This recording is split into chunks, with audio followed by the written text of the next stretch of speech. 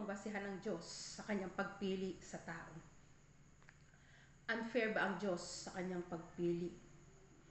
Sino ang minahal at sino ang kinapuotan ng Diyos? At iyan po ang ating titignan mula sa salita ng Diyos ngayong gabi. Good evening po sa bawat isa. Ito po ang TCFC Friday Youth Devotion in the Word and in Prayer.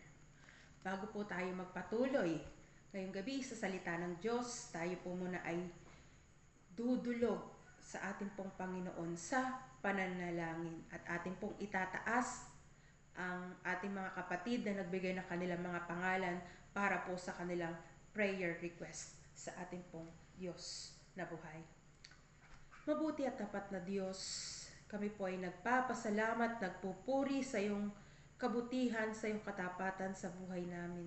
Salamat na sa iyong habag at biyaya na laging sariwa sa bawat umaga. Salamat po sa pagkakataong ito, Panginoon, na ibinigay mo sa amin na kami ay makadulog sa iyong presensya, sa iyong trono ngayong gabing ito. Ama, naman pong hadlang upang ang aming panalangin ay makarating sa iyo, ay amin pong itinataas at inihihingi ng tawad sa iyo sa mga oras na to. Pakalinisin mo po ang aming mga puso, ang aming mga isip, maging ang aming mga gawa, Panginoon, ay pakalinisin mo. Patawarin mo po kami, Panginoon, muli mong iugnay ang aming ugnayan sa iyo, O Diyos. Muli mong i-restore ang aming ugnayan sa iyo, Panginoon, upang ang banal na Espiritu ay patuloy na maging malakas, malinaw ang kanyang tinig sa buhay namin. At patuloy po na bigyan mo kami ng kaunawaan, ng karunungan sa iyong mga salita na amin pong bubuksan at pag-aaralan ngayong gabi.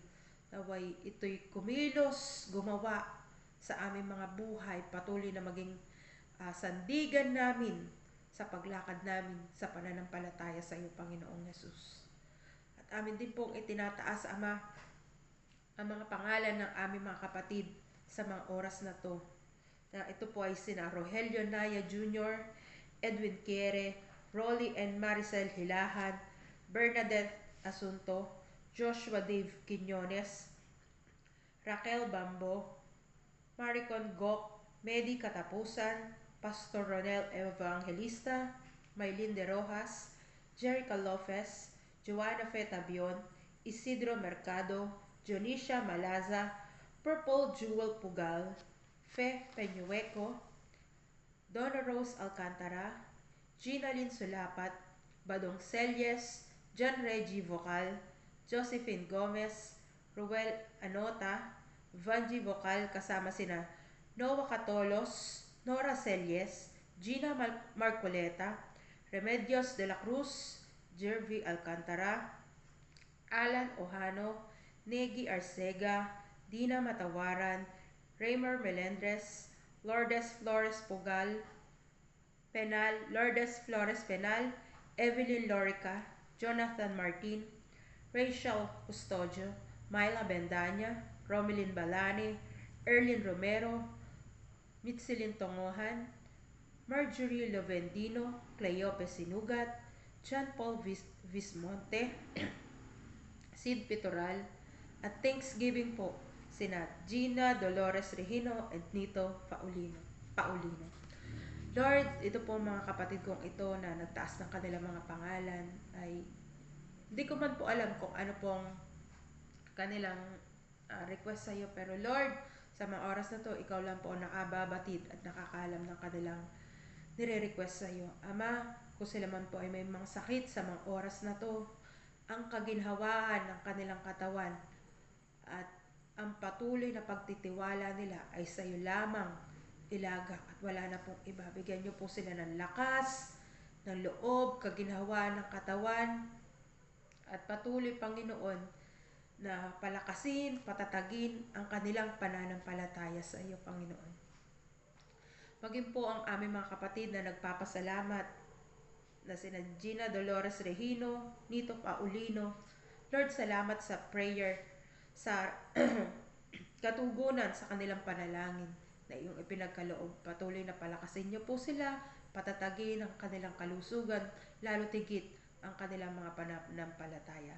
At ganoon din po, Ama, amin pong itinataas ang family ni Maricel Bernardino, maging si Pepito Anyebas, na kami po, Panginoon, ay nakikiramay sa kanilang buong pamilya sa pagkawala nitong aming mga kapatid na ito. Dalangin namin, Panginoon, ang pag-aliw, ang kapayapaan at lakas na nagbubuhat sa iyo ay ipagkaloob mo po sa aming mga kapatid na to na dumaranas ng pagdadalamhati. Ikaw po magbigay sa kanila ng kapayapaan sa kanilang mga puso at patuloy na ikaw po ang siyang kumilos at manguna sa kanilang mga buhay sa mga oras na to. At ngayong gabi, Panginoon, sa iyong mga salita na mahayag, patuloy na ito'y tumimo at magkaroon ng patuloy na maging ilaw at tanglaw ng aming mga buhay. Salamat po, Panginoon, patuloy na ikaw ang madakila, mapapurihan, maliwalhati sa mga oras na to. Thank you, God. Let your Spirit teach us, guide us, correct us this evening, Lord. Salamat po sa iyong lahat ng papurit, pasasalamat sa pangalan ni Jesus. Amen. Atin po kunin ang ating mga Biblia at atin pong buksan mula sa aklat ng Roma, Kabanata 9, talatang 11 hanggang 16. Ito po yung pinag-aaralan natin sa ating mga BSC centers, maging sa mga cell group po natin. So atin pong sama-samang basahin. Ang sabi po dito sa talatang 11, ipinakilala ng Diyos na ang pagpili niya ay ayon sa kanyang sariling panukala at hindi batay sa gawa ng tao. Sapagkat bago pa ipinanganak ang mga bata at bago pa makagawa ng mabuti o masama, sinabi na ng Diyos kay Rebecca, maglilingkod ang nakatatanda sa kapatid na nakababata. 13. Ayon sa kasulatan, minahal ko si Jacob at kinapuotan ko si Esau. 14. Kung gayon, masasabi ba nating hindi makatarungan ng Diyos? Hindi. 15. Sapagkat ganito ang sabi niya kay Moises, nahahabag ako sa ibig kong kahabagan at naawa ako sa ibig kong kaawaan. 16. Kaya't ang pasya ng Diyos ay nasasalig sa kanyang habag at hindi sa kalooban o pagsisikap ng tao. Sinasabi po dito ni Apostol Pablo sa ating pong binasa mula sa aklat ng Roma, Kabanata 9, talatang 11 hanggang 16. Ito po ay ang kausap niya. Kausap po dito ni Pablo, Apostol Pablo, ay walang iba kundi ang mga Kristiyanong Hudyo at mga Kristiyanong Hentil. Na ang pagpili po, ang sabi po ni Pablo dito, ang pagpili ng Diyos ay, pagpili ng Diyos sa tao ay ayon sa kanyang sariling pasya, ayon sa kanyang sariling panukala o layunin at hindi batay sa gawa ng tao. So bago pa man po isilang ang kambal na anak ni Rebecca at ni Isaac na sina Esau at Jacob, ay pinili ng Diyos si Jacob kaysa kay Esau, hindi dahil po sa anumang ginawa nila. Hindi rin dahil sa mas kaibig-ibig ito pong si Jacob. At hindi rin naman dahil mas matuwid si Jacob kaysa kay Esau. Kundi ang pagpili po ng Diyos, mga kapatid, ay ayon sa kanyang sariling panukala, ayon sa layunin ng Diyos, ayon sa plano ng Diyos, ayon sa kanyang pasya, at higit sa lahat, ayon sa kanyang habag. Kung atin pong babalikan ang naging history o background nitong magkapatid na Esau ay Jacob, ay makikita po natin na mas binigyan po ng pansin o pagpapahalaga ni Esau ay ang kanyang sikmura. Dahil siya po ay gutom, galing po siya sa pangangaso, ay siya po ay ipinagpalit niya yung kanyang pagiging panganay. sa isang tasa ng sabaw o sa isang tasa ng niluto ni Jacob. Ang sabi ni Jacob, sige, bibigyan kita, pero ibibigay mo sa akin ang karapatan ng pagiging panganay. At ang ginawa po ni Esau, dahil gutom na gutom siya, mas binigyan niya ng pansin yung kagutuman o yung gutom niya, ay ang ginawa niya ay ibinigay niya kay Jacob ang karapatan ng pagiging panganay.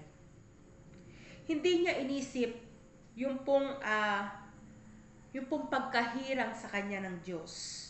Yung tipan ng Diyos, pagkahirang ng tipan ng Diyos sa kanya. Dahil po si Esau, siya po yung panganay, nasa kanya po yung covenant ng Diyos o yung pangako ng Diyos bilang siya po ay panganay.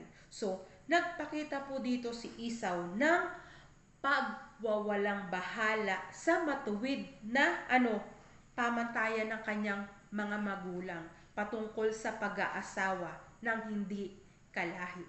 Dahil ito pong si Esau ay nag-asawa ng 2 babae na hindi kalahi o ito po yung mga babae na walang pananalig sa tunay at nag-iisang Diyos. Ito pong si Esau ay hindi nagpakita ng pagpapahalaga sa pagpapalang dulot ng tipan ng Diyos. Makikita po natin, pinahalagahan ni Esau yung kanyang physical na kagutuman. Yun po yung pinahalaga niya. Sa kabilang banda po, kay Jacob, ano po ang nakita natin dito? Si Jacob po ay hinangad niya yung karapatan ng pagiging panganay. Kaya binudol niya itong kapatid niyang si Esau. So, ang sabi ni Jacob kay Esau ay ibibigay niya yung lahat ng kanyang niluto kay Esau. Ibibigay ni Jacob ang lahat ng kanyang niluto kay Esau basta ipagpalit lamang o ibigay lamang ni Esau ang karapatan ng pagiging panganay. At pumayag naman po itong si Esau. Sabi ko nga po kanina, pumayag siya. Then, later on po, hindi lang po yun yung ginawa niyang pambubudol sa kanyang kuya na si Esau, kundi nang matanda na po yung kanilang tatay o amang si Isaac at ito po'y bulag na. Si Jacob po ay nagpanggap o nagdisguise bilang si Esau na yung pagpapala na dapat na kay Esau ibigay ni Abraham ay kay Jacob niya po na ibigay dahil nagpanggap po itong si Jacob bilang si Esau. Nilinlang ni Jacob ang kanilang amang si Isaac. So dahil dito sa pangalawang beses na ginawa na pambubudol ni Jacob kay Esau ay nagalit na po itong si Esau kay Jacob. At ang ginawa po ay binalak niya na patayin itong si Jacob pero hindi nalingid sa kanilang inang si Rebecca. Kaya naman itong si Rebecca dali-daling pinuntahan si Jacob at ito po'y pinapunta niya sa Haran doon sa kanyang kapatid na si Laban. So, dito po sa kwentong ito, ano po ang pwede nating matutunan mula sa istorya o sitwasyon ni na Esau at Jacob? Una, ating pong pwedeng matutunan ay pwedeng gamitin ng Diyos. Pwedeng gumamit ang Diyos ng masama at gawing mabuti ayon sa kanyang layunin at pasya. Naganap ba ang layunin ng Diyos sa pagpili niya kay Jacob? Yes po, mga kapatid. Naganap po ang layunin ng Diyos kay Jacob sapagkat ang lahi ni Jacob ay yun po yung pinagmulan ng ating pong Panginoong Hesukristo. So ano nga ba ang basihan ng Diyos sa kanyang pagpili, sa kanyang pagmamahal at sa kanyang pagpapala kay Jacob? Ito po ay dahil sa binitawang salita, binatawang blessing ni Isaac sa kanyang kainosentihan dahil nga po siya bulag na.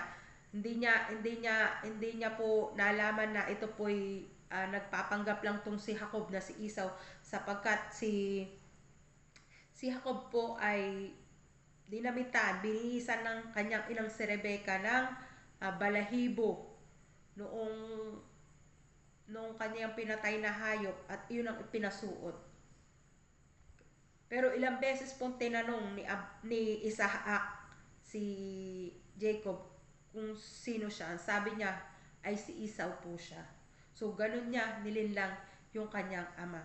So pinahalagahan po ng Diyos yung blessing na ibinigay ni Isaac kay Jacob, dahil po may tipan ang Diyos kay Isaac.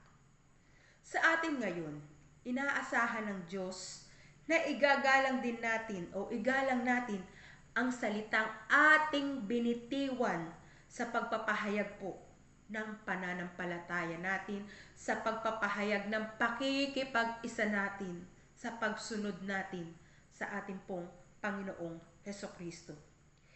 Inaasahan na igagalang din natin ang salita ng Diyos sa kanyang mga pangako, sa glorification, ang katiyakan ng ating kaligtasan o ng ating salvation para sa lahat ng mga nananatiling tapat sa sanctification o paglilinis hanggang sa dulo o hanggang sa makita natin na mukhaan ang ating pong Panginoong Hesukristo. So ito po yung inaasahan ng Diyos sa atin, na ating i-honor, na ating pahalagahan yung ating covenant o yung ating kasunduan kay Kristo. Si Kristo po, ginanap niya na yung kanyang parte doon sa covenant na yun o doon sa tipan. Tayo po ngayon, bilang tayo po ay nakipag-isa kay Kristo, ganapin din po natin o tuparin din po natin yung kasunduan natin sa Panginoon Hesukristo, na siya ay ating Panginoon at tagapagligtas ng ating buhay sa lahat ng aspeto po ng ating buhay. Hindi lang sa ganitong parte, sa finances lang natin, o sa panahon lang tayo na may sakit o may pangangailangan, doon lang natin siya Panginoon. Hindi po. Buong buhay po natin, siya po yung Panginoon at maging tagapagligtas ng ating mga buhay. Ang Diyos po sa kanyang pagpili, siya po ay makatarungan. Makatarungan po ang ating pong Diyos. Ang tinanggap ni Esau ay justice o hustisya, samantalang ang tinanggap po ni Jacob ay mercy o biyaya. Ang lahat ng tao, ang deserve po natin ay justice o kamatayan dahil sa ating mga kasalanan. Ang sabi po sa Roma 6:23, sapagkat kamatayan ang kabayaran ng kasalanan, ngunit ang kaloob ng Diyos ay buhay na walang hanggan sa pamamagitan ni Kristo Jesus na ating Panginoon.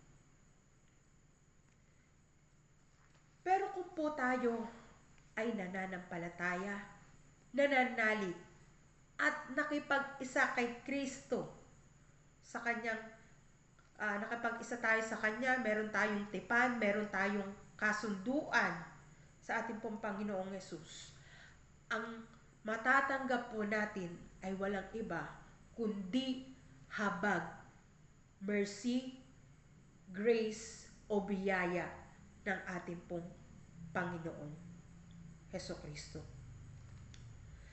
Dahil ang tumanggap ng justice o ng parusa ay walang iba kundi po ang ating pong Panginoong Hesus. Kamatayan doon sa krus para sa lahat ng tao para sa iyo at para sa akin. Mga kapatid, ang sinasabi po dito ng salita ng Diyos, ang tatanggapin po ng isang tao na patuloy na nakikipag-isa, patuloy na sumusunod, at patuloy na nananampalataya, patuloy na nananatili sa salita ng Diyos, ay ang habag at biyaya. Ito po yung nakalaan sa lahat kung tayo po ay nananampalataya kay Kristo. Hanggang sa ngayon, hindi po isang beses lang, kundi maya't maya po nating pinipili ang manampalataya kay Kristo. Ang tatanggapin po natin, ang matatanggap natin mula sa Diyos ay habag at biyaya. Sa kabilang banda naman po, kung tayo po ay tatanggi, hindi natin tatanggapin bilang Panginoon at tagapagligtas ng ating buhay si Kristo. Ang matatanggap po natin ay hustisya o kaparusahan pagdating ng tamang panahon, pagharap ng bawat isa ng lahat ng tao sa harapan ng Diyos. Doon po tatanggapin ng lahat ng taong hindi kikilala, hindi tatanggap kay Kristo, hindi susunod kay Kristo, at hindi magsisisi, 100% na magsisisi sa kanyang mga kasalanan, at ito'y kanyang tatalikuran, 180 degrees na pagtalikod sa kasalanan. Kapatid, ito po ang sinasabi sa atin ng salita ng Diyos ngayong gabi. Habag at biyaya ang tatanggapin natin kung tayo ay patuloy nakikilala kay Kristo. Pero kung sa punto ng buhay natin ay dumating na, Lord, total naman, tinanggap na naman kita sa buhay ko. Ako naman na to. Okay, ako naman ngayon, tinanggap na naman kita eh. Ako naman ngayon ang susundin ko. Mga kapatid, ang tatanggapin po ng taong iyon ay walang iba kundi kaparusahan. Sapagkat ang tunay na tumatanggap kay Kristo ay nagpapatuloy, nananatili, at higit sa lahat, nagbubunga. Yan po yung katotohanan na nagmumula sa salita ng Diyos. Salamat po aming Diyos sapagkat muli pinaalala mo sa amin na, Lord, kung kami ay mananatili sa pananampalataya sa Panginoong Hesus hanggang dulo ng aming mga buhay, Lord, yung pangako mong buhay na walang hanggan, yun po yung aming kakamtin. At habang narito pa kami sa mundong ito, kung kami ay magpapatuloy at mananatili sa iyo, ay habag at biyaya ang aming kakamtin.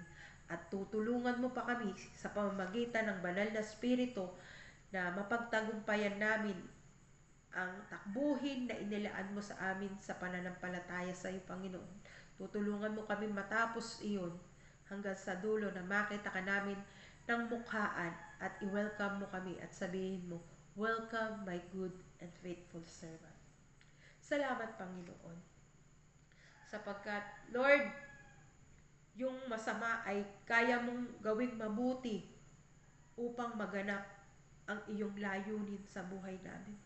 Lord, kadalasan hindi po namin maintindihan yung pong nagaganap, nangyayari sa amin ng mga bagay na minsan nagbibigay kalungkutan sa amin. Pero Lord, tulungan mo kami na palaging sa lahat ng nangyayari sa buhay namin, tulungan mo kami, Panginoon, na sa iyo lang magtiwala, na ang lahat ng bagay ay nagaganap para yung pong iyong layunin ay matupad sa aming mga buhay. Salamat, Panginoon, sapagkat wala kang ibang hangad, kundi ang lahat ng mga tao ay dumating sa pagsisisi, dumating sa pagtalikod sa kanilang mga kasalanan, at manampalataya kay Kristo hanggang sa dulo ng kanilang mga buhay. Yun po yung layunin mo sa buhay namin, ang kasamahin kami doon sa buhay na walang hanggan. Salamat, Panginoon, sapagkat hindi ka tumitigil hanggang sa ngayon. Nananatili pa rin bukas ang iyong mga salita. Kaya tulungan mo kami, Panginoon, na manatili sa iyo, Panginoon, na lagi namin bigyan ng pahalaga, ng importansya ang aming relasyon sa iyo, ang aming covenant sa iyo, Panginoon, ang aming tipad sa iyo, Lord, sapagkat ginawa na ni Kristo yung kanyang parte. Ngayon po, Panginoon, tulungan mo kami na magawa po namin yung aming parte din doon sa kasunduan na yun, na kami ay makapanatili, makapamunga sa iyo, Panginoon, sa tulong ng banal na Espiritu. Salamat, Panginoon, at patuloy na sa buhay namin ay ikaw ang makita na gumagawa, kumikilos, at laging makita namin na ang layunin mo ay para kami, Panginoon, ay mapabuti.